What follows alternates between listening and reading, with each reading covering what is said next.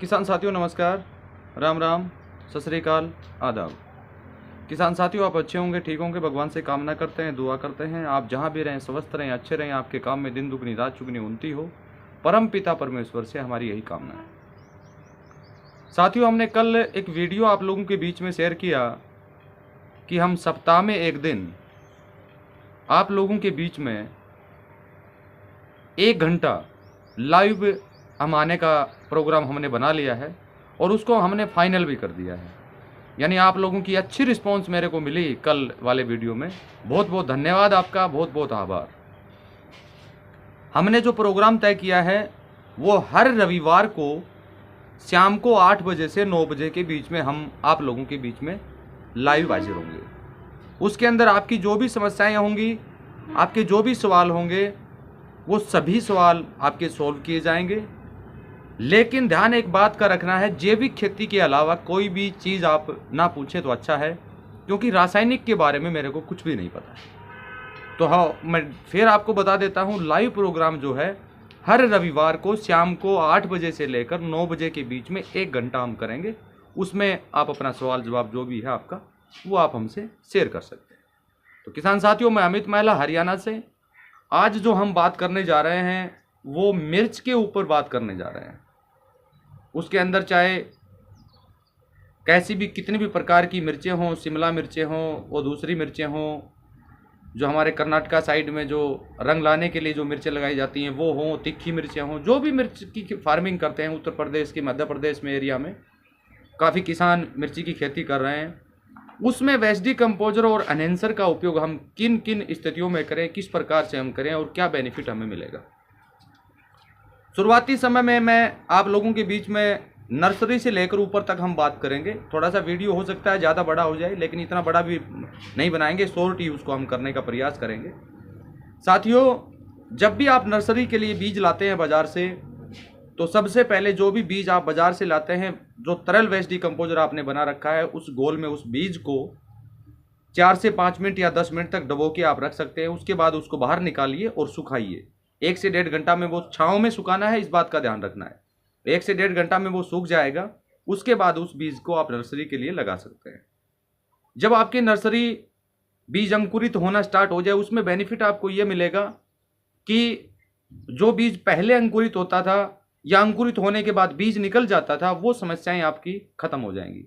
एक तो 99% बीज आपका अंकुरित होगा और एक फंगस की वजह से जो निकलता था वो नहीं निकलेगा। उसके बाद जब बीज का सही अंकुरण हो जाए, उस समय 30% वेस्ट डिकम्पोजर और 70% पानी मिला के हर 7 दिन और 10 दिन के अंतराल से आप छिड़काव कर दीजिए। नर्सरी के अंदर जल्दी बढ़वार होगा। जब आपकी नर्सरी 15 दिन के आसपास की हो जाए, उस समय एक बार पत्थर के जूस का और बकरी के मैन्योर का और वेस्ट डिकम्पोजर का छिड़काव आप करवा दीजिए। अच्छा बेनिफिट आपको मिलेगा, नर्सरी के अंदर ग्रोथ अच्छी होगी। वो कहते हैं कि शुरुआती समय में अगर पौधे का रख रखाव सही कर लिया जाए, तो आगे आने वाले समय में ज़्यादा बीमारियों की जकड़ में वो नहीं आएगा। हमें फ्रूट फल जो भी है वो अच्छा देगा, अच्छा उसकी ग्रोथ होगा, पत्तों की साइज अच्छी होगी, शाइनिंग बढ़िया होगी, जो भी फल आएगा उसकी शाइनिंग भी साथियों अच्छी होगी। अब इस बीच नर्सरी के दौरान ही हम बात करेंगे। मान लीजिए कोई भी कीट, थ्रिप्स वगैरह वगैरह जो भी आपको नजर आए, या पत्ता मरोड़ की जो समस्या उसके अंदर आती है, ऐसी कोई नजर आए, या सफ़ेद धब्बे आपको नजर आए, तो एनहेंसर जो हमने आपको बार बार आपको शेयर करने का काम कर रहे हैं, एनहेंसर का छिड़काव आप कर दीजिए।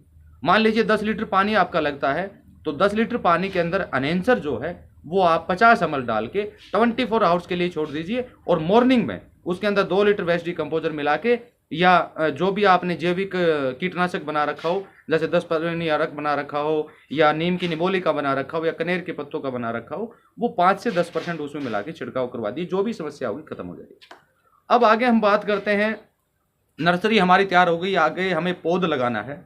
तो उसके लिए जैसे ही आप नर्सरी को उखाड़ते हैं, तो उस समय तरह तरह की दवाइयाँ, जो रासायनिक पेस्टिसाइड जो बाज़ार से लाते हैं उसको ट्रीट करने की, वो हम लगा के उनको जड़ों में डुबो के और लगाने का काम करते हैं।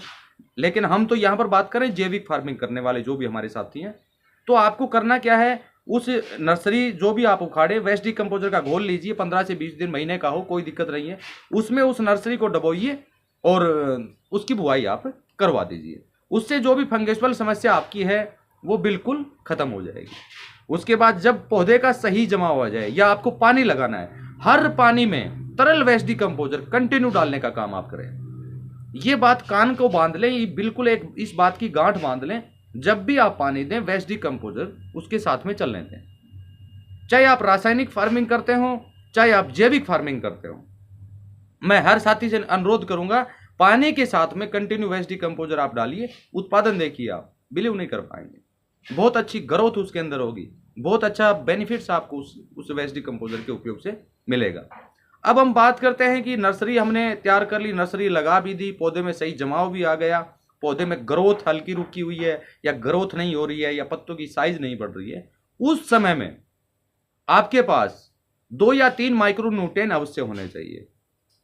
अब वो 2 या 3 प्रकार के माइक्रो न्यूट्रिएंट कौन से? एक तो आप दालों वाला भी ले सकते हैं, एक बकरी के मैन्योर का भी आप ले सकते हैं, एक आप पत्थर का जो घोल है, पत्थरों का जो जूस निकालते हैं, ये 2-3 जो माइक्रो न्यूट्रिएंट है ये आप अवश्य तैयार कर लीजिए। बकरी के मैन्योर का और पत्थर के जूस का तो अवश्य बना लीजिए। ये समझिए कि ये 2 माइक्रो न्यूट्रिएंट आपकी 90% तक की समस्याओं को खत्म करने का काम करेंगे। अब इसमें हम बात करते हैं, बीच में हमारे कुछ फार्मर ने पूछा क्या सर रोग आने पर ही अनएंसर का उपयोग करें? नहीं, कोई जरूरी नहीं है। अनएंसर केवल रोग में ही कंट्रोल नहीं करेगा, ये ग्रोथ प्रमोटर का काम भी करेगा। अगर आप मान लीजिए आपकी फसल का सही जमाव हो गया, सही उसमें फुटाव आना स्टार्ट हो गया, लेकिन ग्रोथ अच्छी नहीं हो रही हो, तो आप क्या कीजिए, जो भी माइक्रो न्यूट्रिएंट आपने बना रखा है, या दालों का हो या अपने पत्थर के जूस का हो, वो आप अनएंसर का घोल जो आप तैयार करते हैं, जैसे मान लीजिए 1 एकड़ में आपको यूज करना है तो 100 लीटर में आप उसको बनाएं। 100 लीटर के अंदर 10 लीटर आप माइक्रो न्यूट्रिएंट के तौर पर पत्थर का जूस या बकरी का मैन्योर का वो डाल दीजिए। अब वो डालने से क्या होगा, उसके अंदर जो माइक्रो न्यूट्रिएंट आपने डाला है, जो रिजल्ट आपको देना था, और वो अनएंसर के साथ मिलने से उसका रिजल्ट 10 गुना बढ़ा देगा। आप बिलीव नहीं कर पाएंगे। हमारे एक किचन गार्डन में साथी हैं, तो उन्होंने क्या किया, अनएंसर का जैसे उपयोग किया, हमने कुछ समय पहले उनको स्टार्टिंग में भेज दिया था, ये बाद में हमने इसको वीडियो बनाए थे, लेकिन वो साथी हमसे काफ़ी दिन से जुड़ा हुआ था, तो उनको पता था कि अनएंसर जो नया उत्पाद हमारे बीच में आ गया।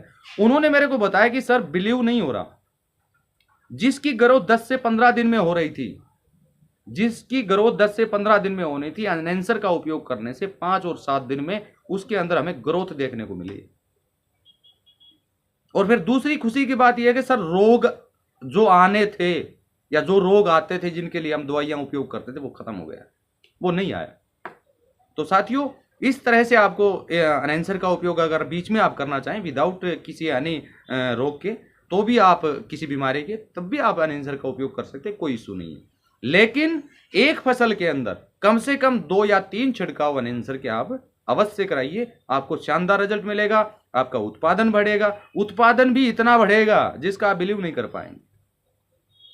अब ये सारी चीजें हमने देखी, उसके बाद जैसे जैसे पौधे में ग्रोथ होगी उसमें वायरस का अटैक सबसे ज्यादा, यानी बहुत फार्मर के इतने व्हाट्सएप मैसेज आते हैं मिर्ची के बारे में कि सर वायरस आएगा, और रियल में वायरस, यानी पूरा जो भी ग्रोथ है वहीं रुक जाता है, पौधे के जो पत्ते हैं वो इस तरह हो जाते हैं, यानी मुट्ठीनुमा हो जाते हैं, यानी जिसको हम कहें पत्ता मरोड़ की समस्या, पत्ते मुड़ जाते हैं आपस में। उस हालत में वायरस का सबसे बड़ा अटैक होता है। उस समय फार्मर क्या करे, आप अनएंसर का घोल तैयार कीजिए। अगर आप रासायनिक फार्मिंग करते हैं तो बाजार में से जो भी आप अच्छी कंपनी का, जो भी कंपनी मार्केट में अच्छी चल रही है रासायनिक पेस्टिसाइड्स में, उसका आप कीटनाशक लाएंगे। वो कीटनाशक दुकानदार जो भी आपको बताता है, कितना भी बताता है, उसकी आधी मात्रा आप कीजिए और अनएंसर के घोल में डालिए और छिड़काव करवा दीजिए। आप विश्वास नहीं कर पाएंगे, बिलीव नहीं कर पाएंगे, जो भी वायरस का अटैक आपके खेत में हुआ या जो भी थ्रिप्स आपके खेत में है, किसी भी तरह की जो भी कीट अगर उसके अंदर लगे हुए हैं या फल छेदक इल्ली उसके अंदर है, वो बिल्कुल खत्म हो जाएगी। एक छिड़काव कर दीजिए, फिर आप उसमें फसल को देखिए, आपको फसल 5, 7, 10 दिन का समय उसमें लगाइए आप, 10 दिन में आपको बिल्कुल रिजल्ट आना स्टार्ट हो जाएगा। फिर भी अगर उसमें हल्का बहुत कहीं आपको नजर आता है तो एक छिड़काव और करवा दीजिए, वो बिल्कुल खत्म हो जाएगा। उसमें ग्रोथ अच्छी होगी, उसके अंदर फल अच्छा आएगा, और उसके अंदर जो भी आप पेस्टिसाइड या रासायनिक जो भी आज से पहले आप डालते थे वो मात्रा आधी से कम हो जाएगी।